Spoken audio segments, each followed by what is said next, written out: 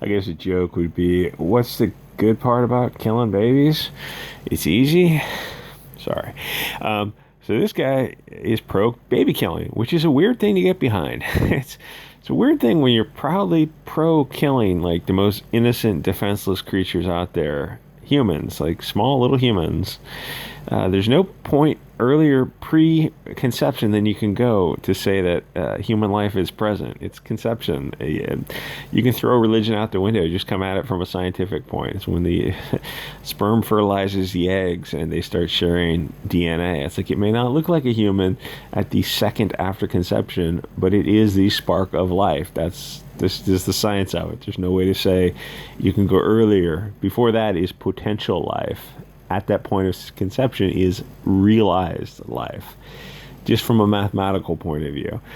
So supporting extinguishing that, and yeah, listen, there's going to be a spectrum of most people are not going to get too concerned of something during these first 2 months. Like ethically, we should be, but realistically, we're just not. It's this weird slippery slope where you go, okay, well, 2 months or 6 weeks or whatever. And then it goes to further and further along where it's like, this thing is viable outside the mom. There's no magic.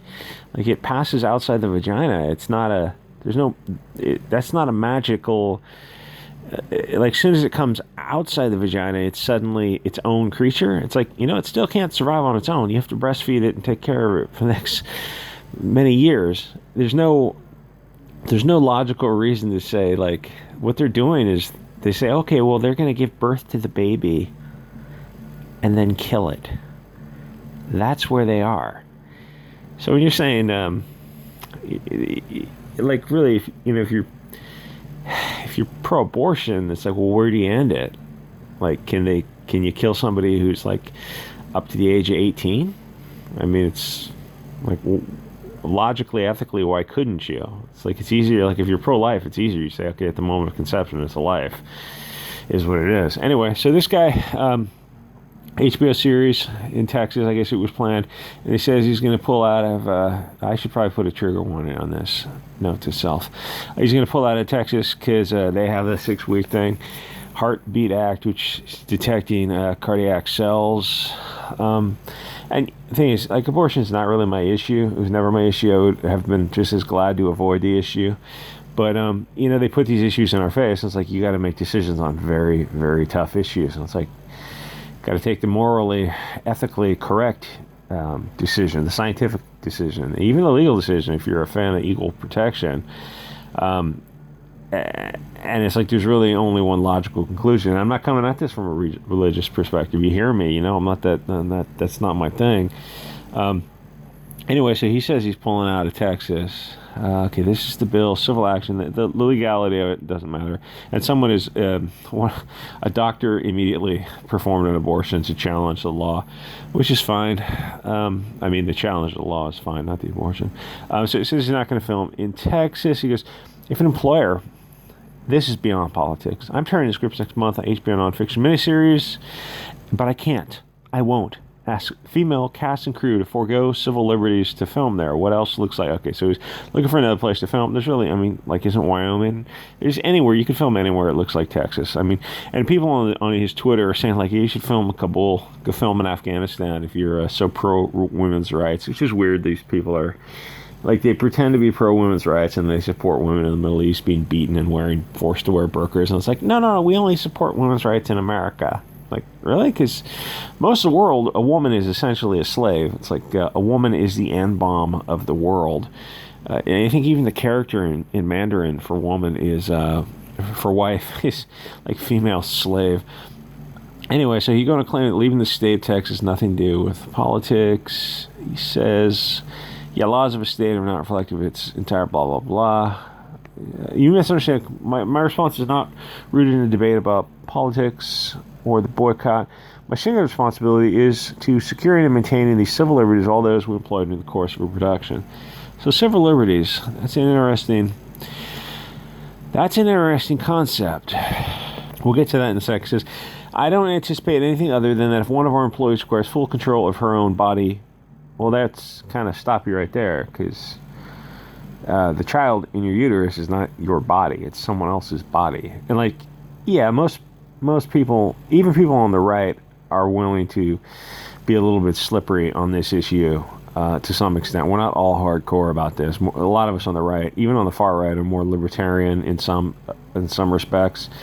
But I mean, technically, from a scientific standpoint, no, it's not your body. It's another body. It's its own entity. It's its own DNA structure.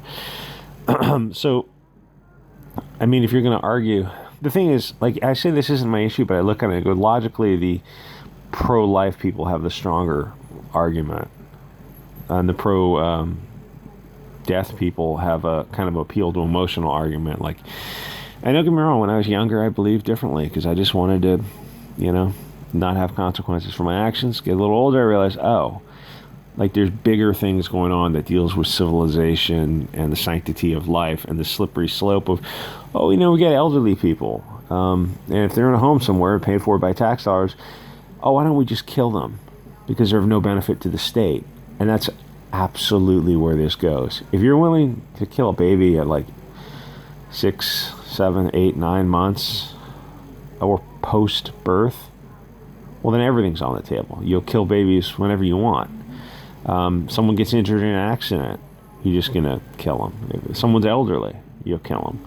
Well, someone's in a coma for too long, you'll kill them. Because anything, if you don't have a core religion, it doesn't matter if it's like Euro-ethno-tribalism, like pro-Europa, which is kind of our guys are on the side of. But then there's a lot of hardcore Christians. It's like, it doesn't matter. At least they have a core dogma. When your core dogma is Bolshevism, it's a service to the state. And Bolshevism is really like, Bolshevism in theory is one thing. And actually it's great. I mean, a lot of communism in theory is great. It's in practice where it immediately falls apart. It's like this cabal, this oligarchical group of scheming, conniving rat people. It's like they gather power for themselves and their tribe, and everyone else is either working on the farms or in the gulags. So it's like theories in practice where like the far right actually has a decent theory and actually a decent practice. If you look at countries that have tried it, it's actually worked out pretty well. So I think they've got the better argument. Where was I going with this? Then he's talking about civil liberties, which we'll get to, and then he talks about the Wu flu spiking. Spike is a slang for something that goes subcutaneous injection among drug users. And he issues that, and he goes, astonishingly, they can distinguish between a private individual's reproductive choice that involves their singularity. Again, you got to stop right there. It's not singular; it's plural. There's two bodies in there. It's a one body that's inside another body. It's like, topologically speaking, I suppose you could say it'd be like if you imagine a torus, and you put an object on top of a torus. Well, it's not a singular. It's still two bodies. If you follow the math there. An object inside another object that is meant to come out and it has its own code is a separate object. So just logically speaking, the pro-death people, pro-abortion people, it just doesn't make sense. Even if like I can hold these two ideas in the same time. I can say, yeah, I'm pro-abortion in some circumstances, pro-death, but like at least I'd be honest and say, yes, I'm pro-baby killing. And I'm not saying that I am, but I mean, I wouldn't lie and say life doesn't begin at conception, because it does, and there's still an argument to be made like, yes, but say in the interest of this family, it's more beneficial to them to kill a baby. Don't ever lie to yourself if you're arguing a point. You know what I'm saying? Like, always be truthful to yourself and say, yes, it's killing a baby, and simultaneously it's also something we want to do. And I'm not saying I'm proposing, I'm saying like to argue something, you got to know your opponent's argument, or else you don't really know your own. I realize this is incredibly a dark topic. So he's talking about the Wu flu thing, singularity and collective participation in public health issue, which divisions. The thing is, I did a couple other videos on this, and I have these alt channels I use to test videos, and I put these videos on there, and one got, if you do anything on this topic, you'll get a medical strike for a week off of YouTube. So I'll leave it at that. The thing is, we're probably on the same page with regards to experimental substances being put in your body. So the science of it is, if time fertilization represents the starting point in the life history or ontology of the individual, if you remember your biology, ontogeny recapitulates phylogeny. Predominance of human biological research confirms that human life begins at conception, fertilization. Yeah, where else would it begin? Oh no, it has to magically pass out of the vagina. No, there's nothing magic about the vagina in that regard.